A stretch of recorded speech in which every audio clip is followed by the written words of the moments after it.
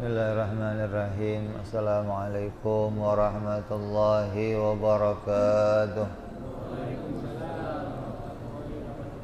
Al-Fatihah ila ruhi Sayyidina wa Habibina wa Syafi'ina Rasulillah Sayyidina Muhammad ibn Abdullah sallallahu alaihi wa ala alihi wa ashabihi wa azwajihi wa dhurriyyatihi an Allah ya'ali darajatin bil jannah wa yanfa'una bi asrarihim وأنوارهم وعلومهم ونفحاتهم وبركاتهم في الدين والدنيا والآخرة ويجعلنا من حزبهم ويرزقنا محبتهم ويتوفانا على ملتهم ويحشرنا في زمرتهم بالعافية والسلامة لهم الفاتحة أعوذ بالله من الشيطان الرجيم بسم الله الرحمن الرحيم الحمد لله رب العالمين الرحمن الرحيم مالك يوم الدين إياك نعبد وإياك نستعين اهدنا الصراط المستقيم صراط الذين أنعمت عليهم غير المغضوب عليهم ولا الضالين آمين بسم الله الرحمن الرحيم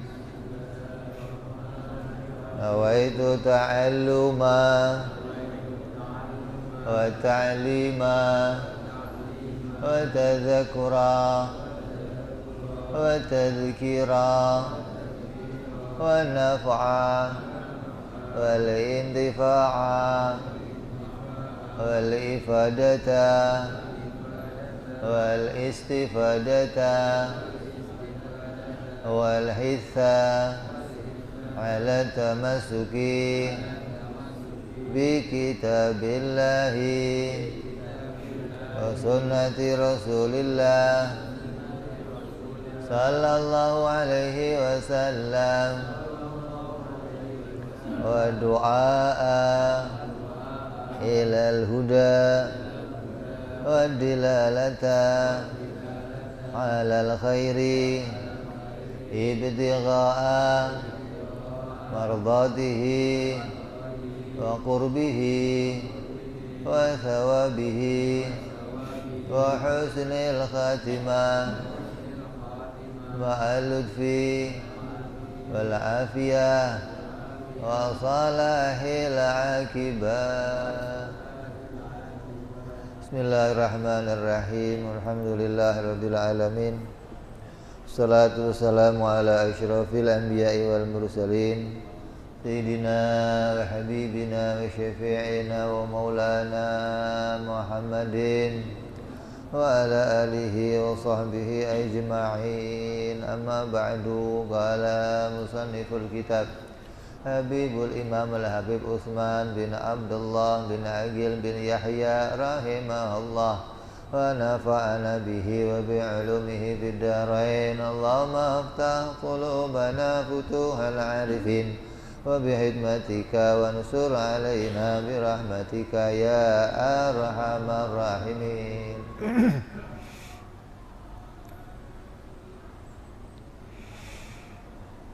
Ila anqal, sampai kepada sifat yang kelima yang wajib bagi Allah subhanahu wa ta'ala, yaitu wajib Allah bersifat qiyamuhu binafsihi. Wajib Allah berdiri pada zatnya sendiri. Wajib Allah berdiri pada wujudnya sendiri. Allah tidak butuh kepada wujud yang lain. Nah, ini harus coba ngerti nih, penting nih. Allah tidak butuh kepada zat yang lain. Tapi Allah berdiri pada dirinya sendiri, tidak butuh pada dirinya yang lain. Karena ada yang berkeyakinan bahwa Allah itu, Tuhan itu berdiri pada pada zat yang lain. Seperti siapa? Seperti orang-orang yang mengatakan Tuhan punya anak. Kalau Tuhan bisa punya anak, berarti anaknya jadi apa? Kalau anaknya macan namanya apa? Kucing. Kalau anaknya macan namanya apa? Ya macan juga. Masa anaknya macan jadi monyet gimana? Kalau anaknya Tuhan, ya Tuhan juga. Kalau Tuhan punya anak, berarti Tuhan itu akan berdiri bukan hanya pada dirinya sendiri, tapi akan berdiri pada anaknya, pada cucunya, pada. Kalau begitu dia tidak qiyamuhu binafsihi. Maka dikatakan di Quran apa? Lam yalid walam yulad. Allah itu tidak dilahirkan dan tidak melahirkan. Kenapa? Kalau Allah melahirkan berarti ketuhanannya tidak hanya untuk dirinya sendiri, tapi bisa berdiri pada yang lain-lainnya. Maka itu bukan Tuhan yang demikian. Tuhan kita Allah Subhanahu wa ta'ala ya esa, zatnya, dirinya ya berdiri pada wujudnya sendiri, tidak berdiri pada wujud yang lain, tidak. Ini penting, hingga jangan sampai kamu mempercayai kalau Tuhan itu punya anak, Tuhan punya istri, Tuhan punya kawan. Nggak ada. Ada yang mengatakan seperti orang-orang Yunani, Zeus punya anak. Seperti orang India, siapa? Kamu suka lihat itu film yang di TV warnanya biru, anak kecil namanya siapa itu? Bukan ya? Siwa apa siapa? Kan masih kecil. Berarti Krishna. Anak siapa dia? Anaknya Tuhan. Berarti kan Tuhan tidak berdiri sendiri kalau begitu. Bisa ada Tuhan yang lain. Kenapa? Orang-orang ini menganggap Tuhan itu oknum. Oknum itu sesuatu yang tidak berdiri sendiri. Gambarannya kayak apa oknum itu? Kayak polisi, jenderal polisi, mayor polisi, kopral polisi. Polisi itu nggak berdiri sendiri, tapi dia kelompok atau oknum. Lah Allah wajib kita imani Allah itu zat yang berdiri sendiri, tidak butuh pada yang lainnya. Maka dikatakan qul huwallahu ahad, Allahus somad. Makanya orang-orang Arab itu ngomong, Muhammad, masa Tuhan yang mengatur langit bumi kok sendirian? Wong bikin rumah aja sendirian repot, apalagi bikin langit dan bumi. Ya mestinya kan nggak berdiri kalau begitu rombongan. Makanya Tuhannya orang Arab itu banyak. Tapi kita menolak itu semua. Kita mengimani apa? Allah Subhanahu wa ta'ala berfirman dalam Al-Quran, innallaha la ghaniyun 'anil 'alamin. Allah Subhanahu wa ta'ala itu zat yang ghaniyun 'anil 'alamin, tidak butuh kepada wujud yang lain. Allah tidak membutuhkan diri yang lain. Allah tidak membutuhkan zat yang lainnya.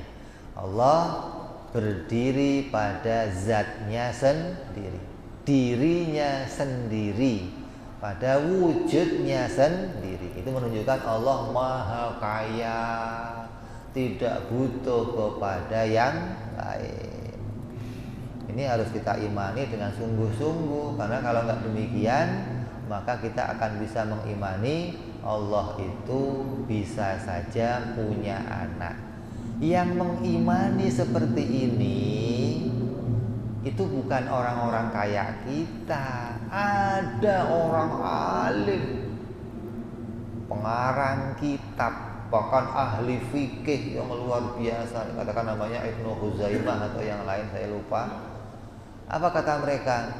Kalau Allah itu tidak bisa bikin anak, berarti Allah itu lemah.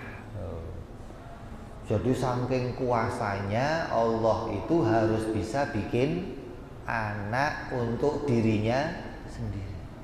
Lah kalau Allah bikin anak untuk dirinya sendiri, anaknya jadi siapa? Tuhan juga dong.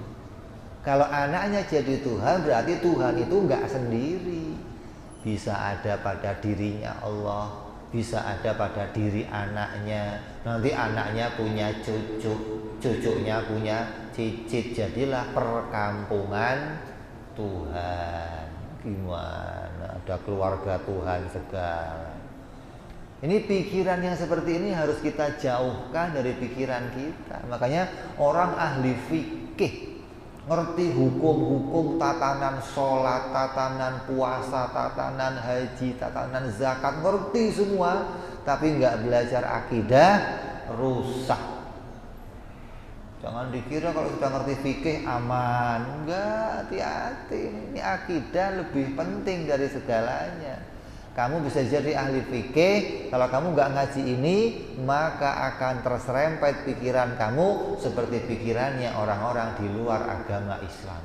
Walaupun pakaian kamu, ibadah kamu seperti orang Islam, tapi pikiran kamu akan keluar dari pikirannya orang Islam. Kenapa? Karena kamu nggak pernah belajar akidahnya orang Islam.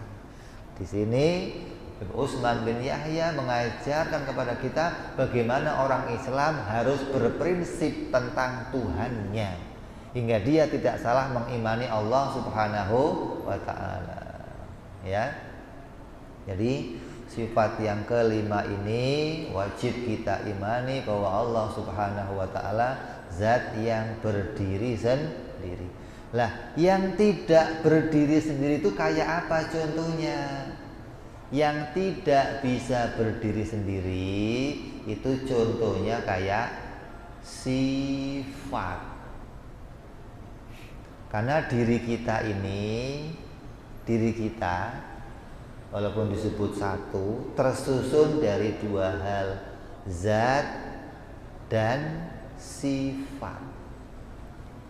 Zatnya mana? Tangan, ini zat. Rambut, zat. Sifatnya mana? Hitam. Rambut itu zatnya, hitam itu sifatnya. Tangan itu zatnya, coklat itu sifatnya. Jadi diri kita itu terdiri dari dua hal. Buku ini, kertas itu zatnya. Merah apa ini? Sifatnya. Berarti ini juga terdiri dari dua, zat dan sifat. Lah setiap yang namanya zat selalu berdiri sendiri. Zat itu enggak bergantung pada yang lain. Yang bergantung pada yang lain namanya sifat, seperti merah atau putih. Dia tidak pernah berdiri sendiri. Coba, pernah nggak kamu lihat ada merah keluyuran sendiri? Pernah? Kalau ada merah, mesti orang nanya merahnya apa? Oh, merahnya baju, merahnya buku, merahnya bendera, merahnya tembok. Nggak ada merah, tapi sendirian. Merah apa? Merah doang, nggak ada. Kenapa? Karena merah itu sifat, dia tidak bisa berdiri sendiri. Kalau nggak bisa berdiri sendiri, berarti selalu bergantung kepada yang lain. Gitu loh. Jadi kita mengimani Allah itu adalah zat, bukan sifat. Itu maksudnya. Kalau Allah itu kamu imani sebagai sifat, berarti Allah itu tidak berdiri sendiri, tapi bergantung selalu pada yang lain. Contohnya sifat, apalagi yang lain? Sakit, sehat, kuat. Itu diantara contohnya sifat. Lapar, kenyang. Gak ada sakit berdiri sendiri, gak ada. Pasti sakit itu nempel pada sesuatu. Entah itu di tangan kamu, entah yang sakit kepala kamu, entah yang sakit kaki kamu. Gak ada. Ini ada sakit nih, di mana? Ya sakit aja sendirian, gak ada. Karena sakit bukan zat, tapi sakit itu adalah sifat. Maka dia selalu bergantung pada yang lain. Ya, nah, kita disuruh mengimani bahwa Allah itu zat. Mana buktinya kalau Allah itu zat? Wah, ini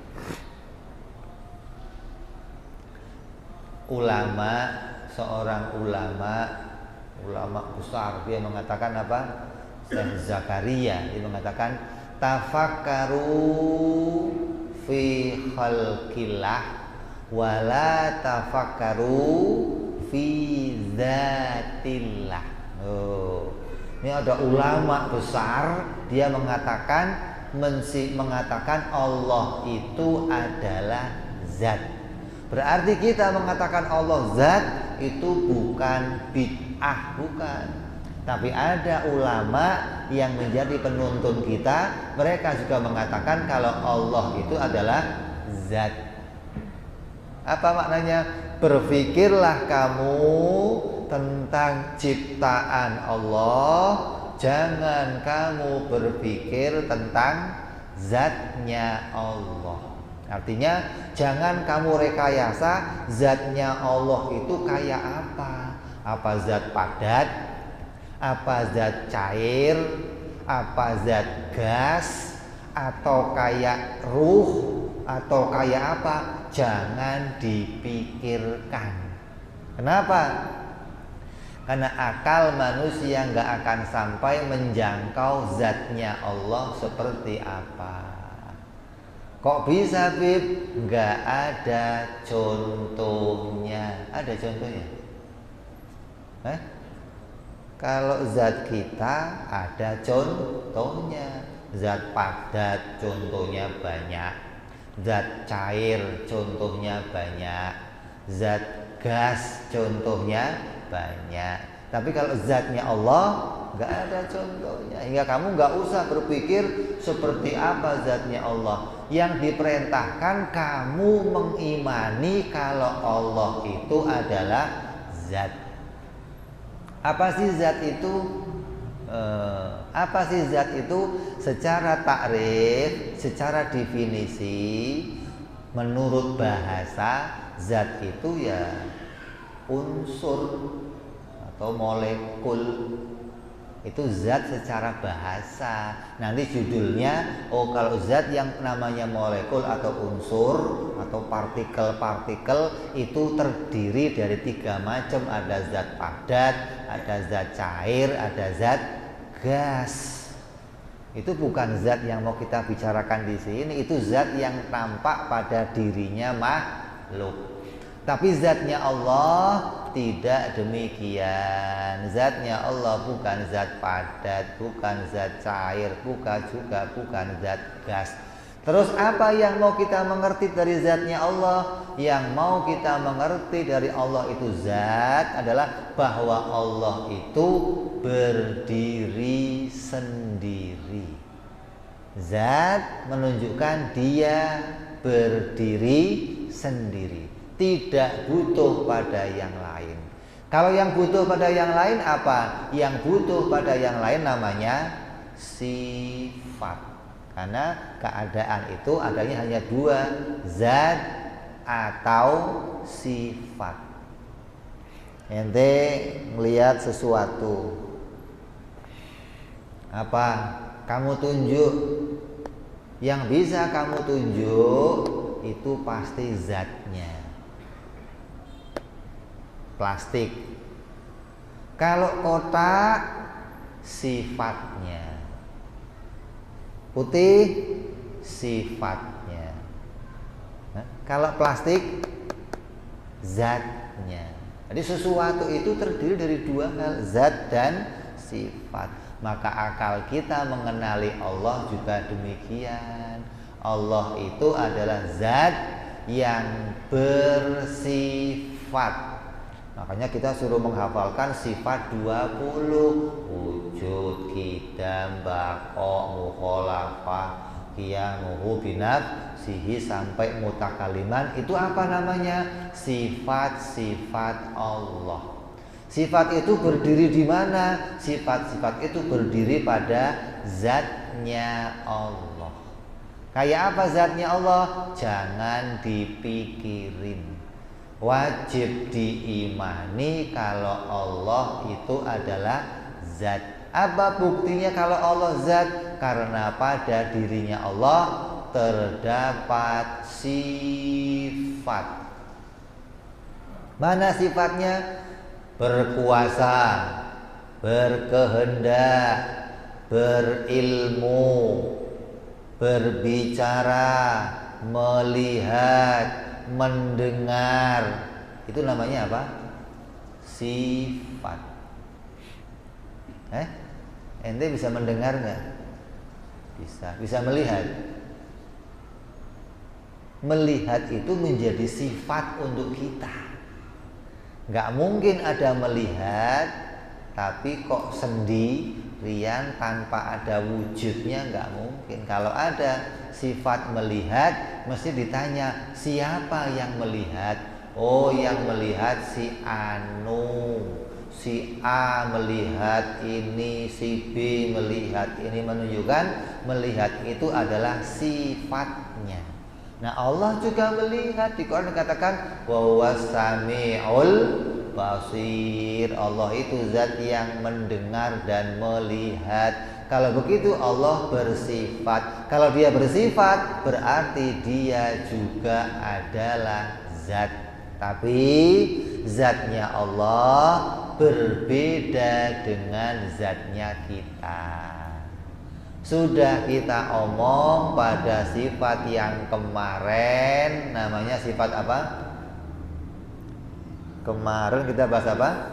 Mukhalafah lil hawadis.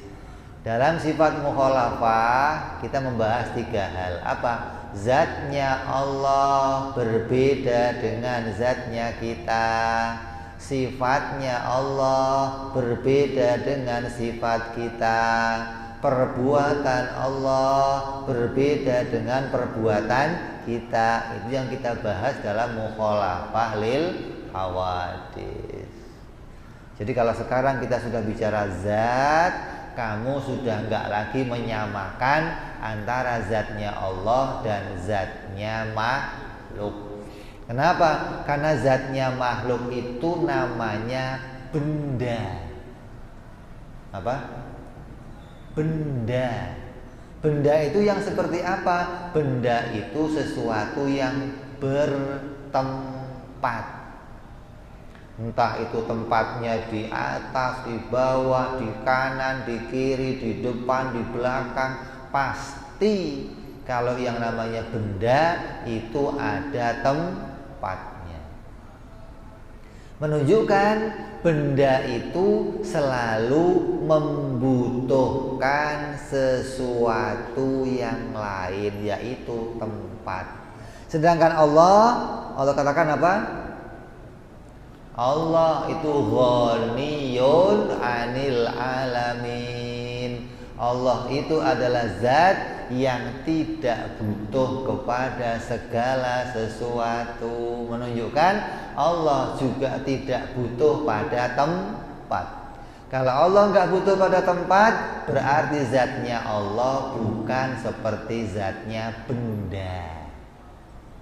Jadi jangan kamu bayangkan tuh, oh zatnya Allah kayak apa ya. Nggak bisa dibayangkan kan. Karena nggak mungkin akal kamu bisa neropong, bisa menerobos sampai bisa berpikir membayangkan zatnya Allah Subhanahu wa ta'ala itu mustahil. Apa hukumnya? Mustahil.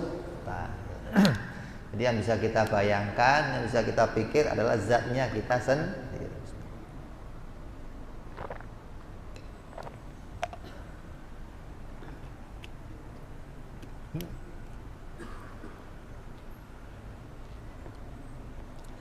Terus setelah kita jelas bahwa Allah itu adalah zat, buktinya mana? Karena Allah bersifat.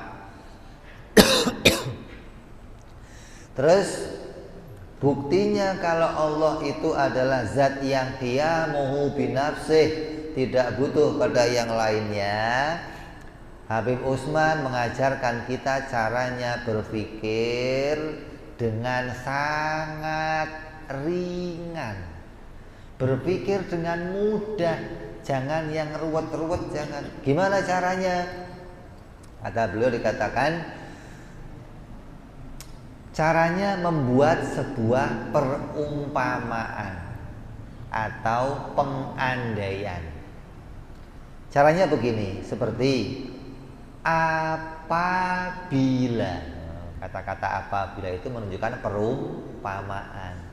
Apabila Allah itu tidak berdiri sendiri, kalau apabila umpama andai kata Allah itu tidak qiyamuhu binafsih, tidak berdiri pada dirinya sendiri, berarti Allah berdiri pada yang lain. Adanya dua doang, berdiri pada dirinya sendiri atau berdiri pada yang lain. Kalau Allah berdiri pada yang lain, berarti Allah sifat, gitu. Kalau Allah berdiri pada dirinya sendiri, berarti dia zat. Kalau Allah berdiri pada yang lain, berarti dia sifat. Sedangkan kita wajib mengimani Allah itu adalah zat. Kalau kita iman Allah zat, otomatis Allah wajib berdiri pada dirinya sendiri. Kan gampang. Perumpamaan Islam, kalau Allah tidak berdiri pada dirinya sendiri, maka berarti dia berdiri pada yang lain. Kalau Allah berdiri pada yang lain, berarti dia bukan zat, tapi dia adalah sifat. Kalau Allah sifat, gimana? Berarti Allah membutuhkan pada yang lain. Kata-kata membutuhkan pada yang lain ini menolak Al-Quran. Karena Al-Quran mengatakan Allah tidak membutuhkan yang lain. Nyambung apa nyambung? Nyambung apa nyambung? Maka Allah tidak membutuhkan yang lain, itu maknanya Allah itu maha kaya. Atau bahasa lain namanya dia disebut sebagai zat, bukan sifat. Kalau Allah itu tidak berdiri sendiri, berarti dia berdiri pada yang lain. Kalau dia berdiri pada yang lain, berarti dia membutuhkan. Kalau dia butuh, berarti Allah lemah. Sesuatu yang butuh pada yang lain menunjukkan lemah. Kalau Allah lemah, berarti nggak bisa bikin langit dan bumi. Tapi nyatanya langit dan bumi sudah tercipta, dan penciptanya adalah Allah. Maka Allah harus zat yang tidak lemah. berarti Allah tidak membutuhkan kepada yang lain. Allah berdiri pada dirinya sendiri. Ini dalil yang menguatkan kita menolak kalau Allah itu punya anak, punya kawan, punya teman, punya istri, atau Allah tidak berdiri sendiri. Kita tolak tuh, mustahil. Wajib kita imani kalau Tuhan kita Allah Subhanahu wa taala, Dia adalah ghaniyun 'anil 'alamin. Allah tidak butuh kepada segala sesuatu yang lain dari isinya alam semesta ini. Kalau kita sudah tahu sifat qiyamu binafsih, terus sudah tahu dalilnya bahwa Allah wajib berdiri sendiri, lalu Habib Utsman melanjutkan, maka yang sepantasnya dilakukan oleh orang mukmin yang meyakini bahwa Allah itu Maha Kaya adalah menyatakan dan menampakkan sifat butuhnya kita kepada Allah.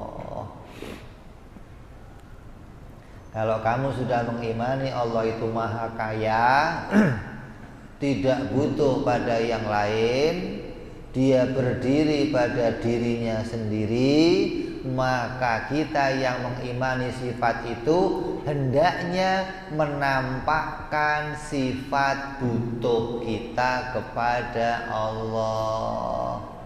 Bagaimana menampakkan butuhnya? Selalu munajat, mengharapkan pertolongannya Allah dalam segala hal. Nanti nggak usah sok-sokan. Segala hal kita itu butuh ditolong sama Allah.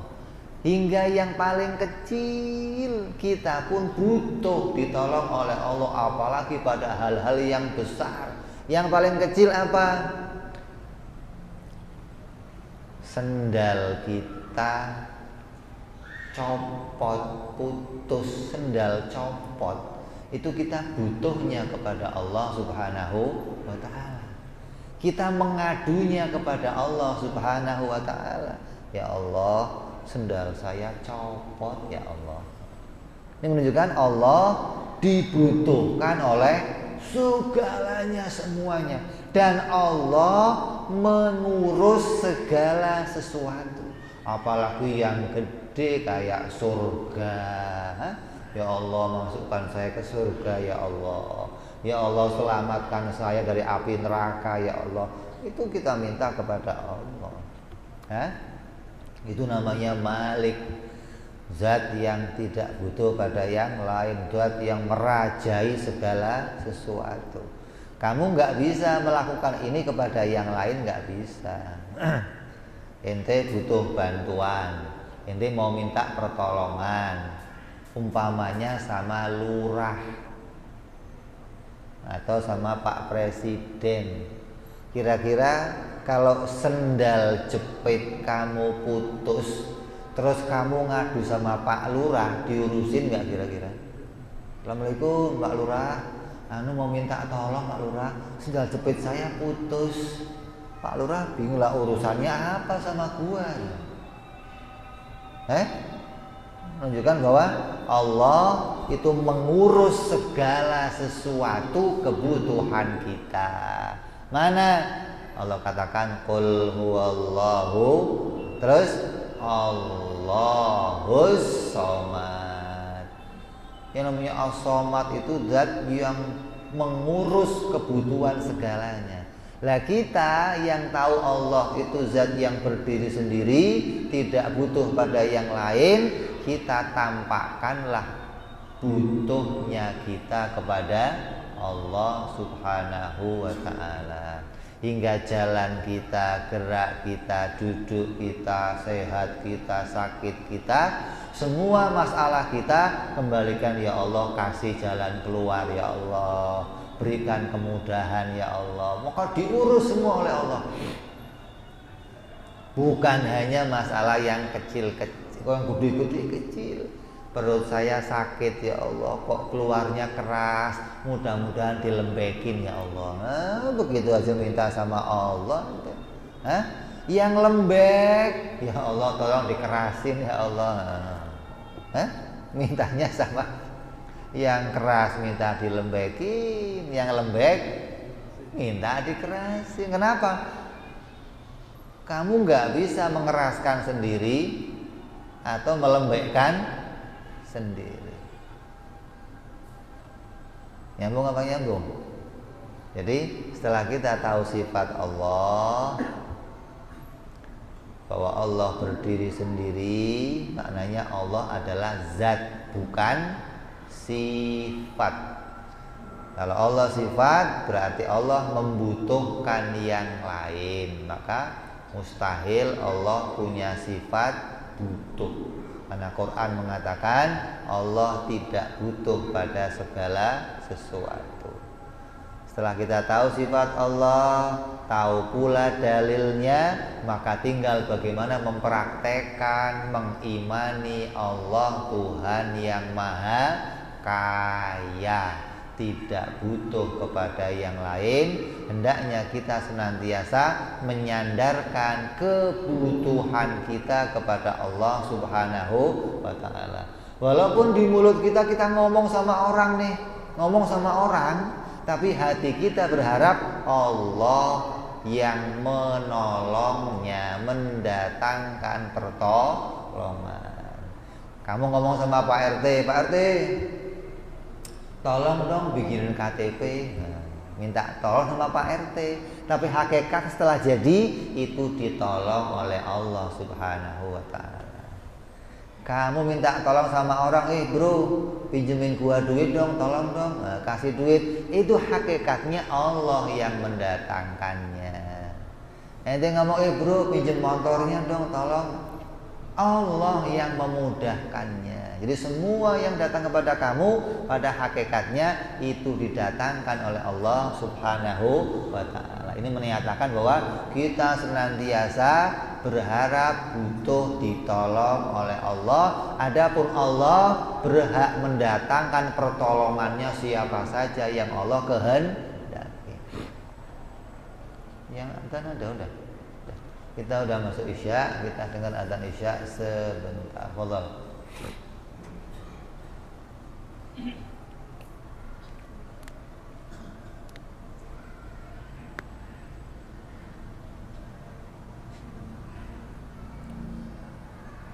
Allahu Akbar, Allahu Akbar.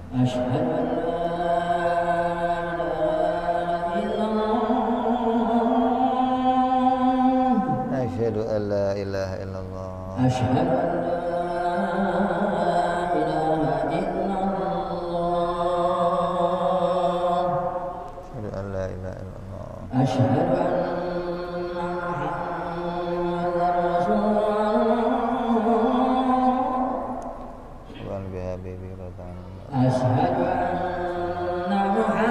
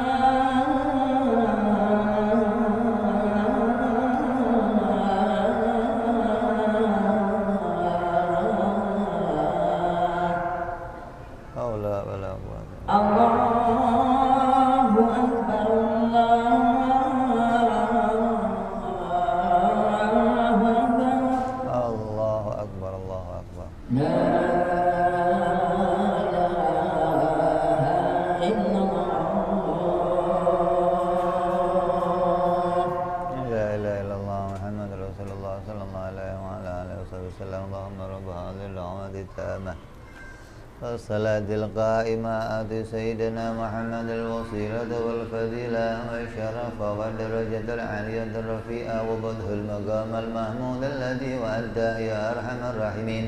رب اغفر لي ولوالدي يا رب اغفر لي ولوالدي يا رب اغفر لي ولوالدي يا الله. رب اغفر لي ولوالدي يا رب اغفر لي ولوالدي وارحمهما كما ربيانا صغيرا. اللهم بارك لنا وفي أولادنا واحفظهم ولا تضرهم وارزقنا برهم ووفقهم لطاعتك. اللهم بارك لنا ولهم في الحال والمعال والعيال بجاه كبير المتعال. وصلى الله على سيدنا محمد وعلى آله وصحبه وسلم والحمد لله رب العالمين. Kita teruskan sedikit tentang apa konsekuensi atau yang sepantasnya dilakukan oleh orang-orang yang telah mengetahui kalau Allah itu qiyamuhu binafsih. Orang yang telah mengimani Allah itu berdiri sendiri, Allah tidak butuh pada yang lain. Apa yang harus dilakukan oleh orang yang mengimaninya, yaitu menggantungkan diri kita kepada Allah. Karena kalau kita menggantungkan diri kita pada selain Allah, berarti kita menggantungkan kepada sesuatu yang miskin, sesuatu yang lemah. Karena zat yang berdiri sendiri dan maha kuasa itu hanyalah Allah subhanahu wa ta'ala. Jadi senantiasa pada setiap gerak kita, diam kita, duduk kita, jalan kita bergantung, berharap mendapat pertolongan dari Allah subhanahu wa ta'ala. Hingga senantiasa kita menjadi hamba-hamba yang mengagungkan Allah, menuhankan Allah, dan menunjukkan Allah itu zat yang betul-betul maha kaya dan digantungi oleh segala makhluknya. Dari sifat yang kita pelajari ini barangkali ada yang mau bertanya. Ya, kasih mic mana micnya?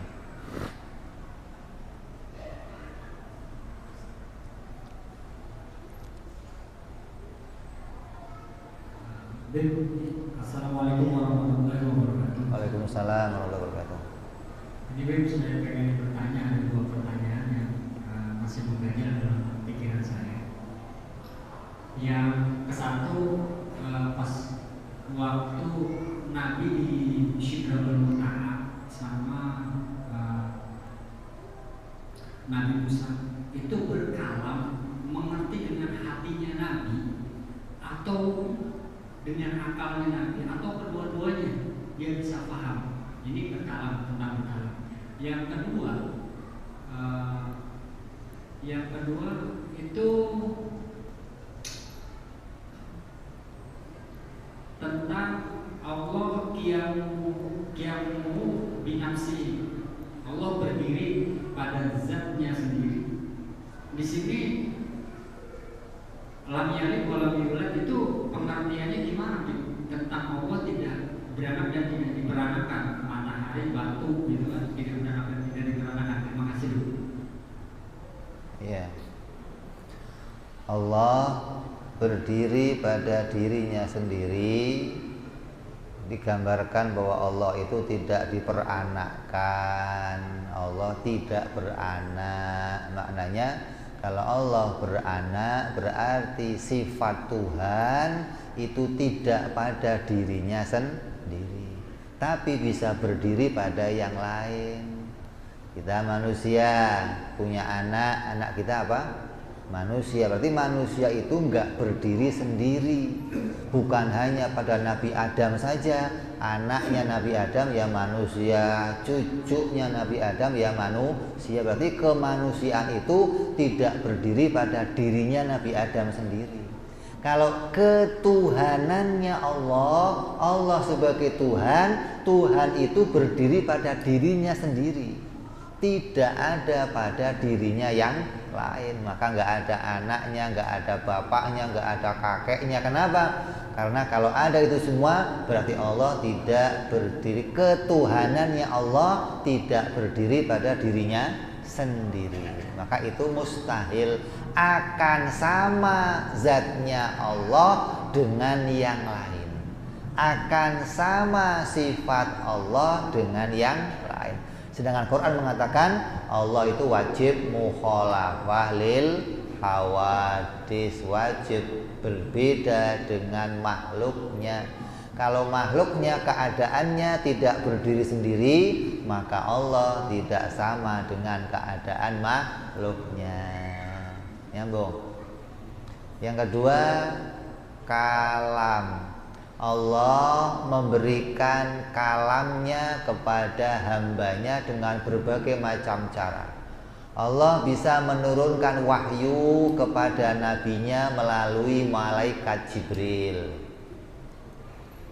Atau Allah bisa memberikan wahyu kepada nabinya dengan dibalik hijab, min warail hijab. Kayak apa?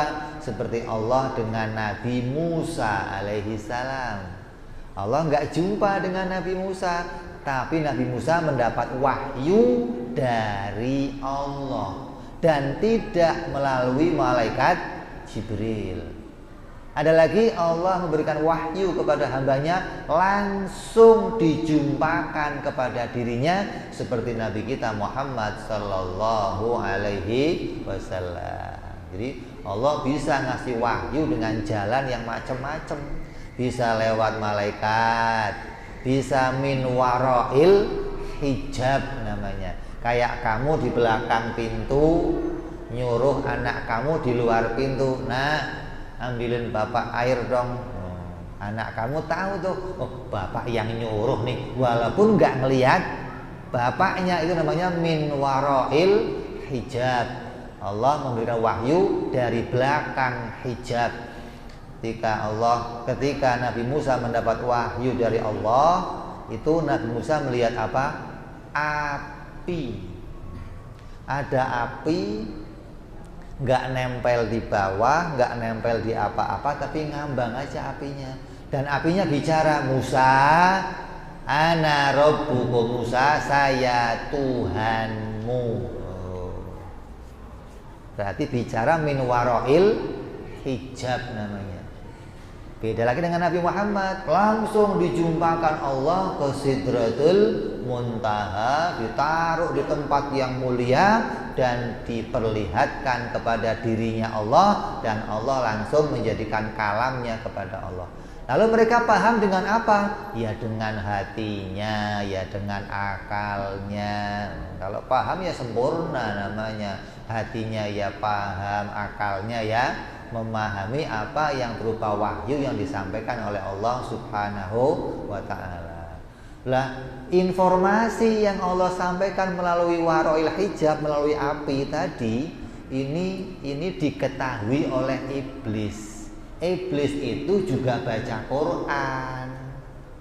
Kamu katanya umat Islam nggak baca Quran, malah iblis malah baca Quran. Iblis tahu tuh, oh Allah itu pernah menjumpai Nabi Musa dengan keadaan menampakkan api sebagai hijabnya. Maka iblis seringkali menjumpai hamba-hambanya Allah yang taat-taat melalui api tadi. Iblis datang dengan sinar seperti api yang indah, ngomong saya Tuhanmu.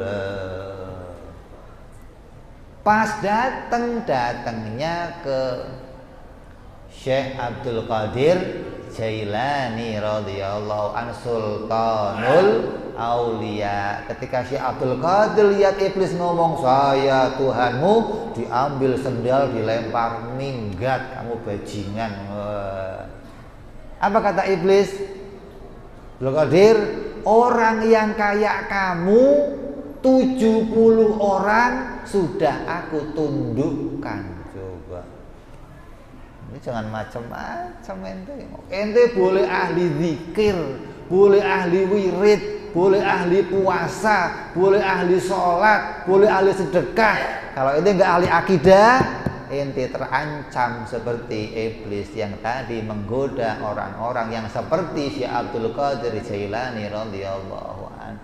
Hati-hati. Maka akidah ini penting mendasari biar kamu jangan tertipu oleh bujuk rayunya setan. Walaupun dia menyamar apa saja, kamu bisa bedain ini bukan Tuhan. Kenapa? Kamu ngerti akidah. Nyambung kira-kira. Ada yang lain? Udah? Kalau nggak ada yang lain kita tutup. Kita teruskan yang akan datang insyaallah.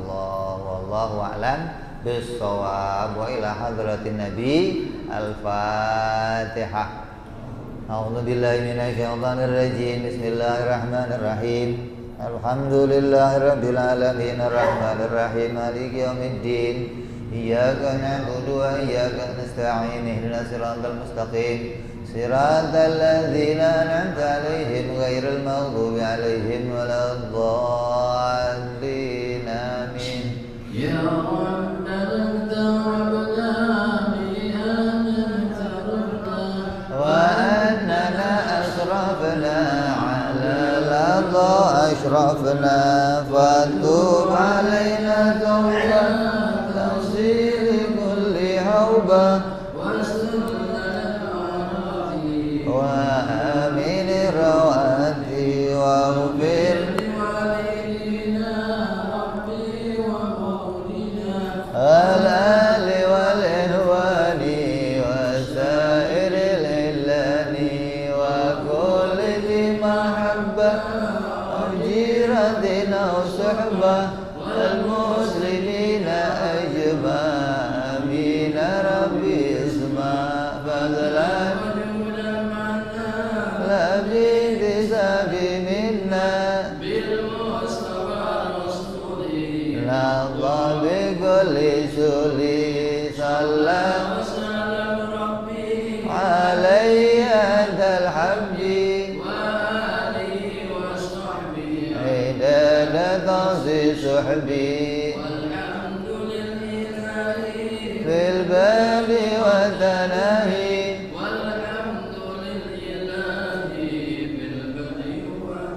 سبحان ربك رب العزة عما يصفون وسلام على المرسلين والحمد لله رب العالمين. Assalamualaikum warahmatullahi wabarakatuh.